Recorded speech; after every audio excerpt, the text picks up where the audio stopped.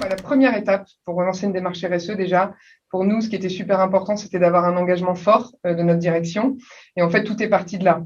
C'est parti de la volonté de notre présidente, Corinne Blachier-Poisson, notre présidente France, de structurer cette démarche et d'avoir un réel impact et de mesurer un petit peu quel impact on avait déjà. Parce qu'on avait énormément d'actions solidaires en place qu'on communiquait pas. Et d'ailleurs, c'était l'objet propre de ces actions solidaires et c'est ce qui en faisait aussi toute tout ce qui était vertueux autour de cette démarche, c'était qu'on ne communiquait pas dessus, on le faisait vraiment parce que ça nous tenait à cœur. Effectivement, on a mis en place une gouvernance avec la création d'une fonction dédiée au sein de mon équipe, qui a initié un comité RSE. Donc, puisque la RSE, moi, je tiens vraiment, j'insiste là-dessus.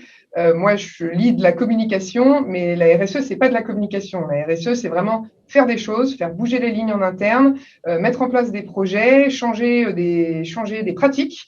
Et donc, pour ça, on avait besoin de force vive au sein de l'organisation. On n'allait pas le faire tout seul. Et donc, on a mis en place un comité RSE et un groupe où il y a en tout et pour tout une vingtaine de personnes qui ont contribué. On a formé tous ces gens-là à la RSE, y compris nous. Tous les membres du comité de direction également ont suivi un learning sur la RSE de 7 heures. Et puis, on a défini une stratégie en 4 étapes.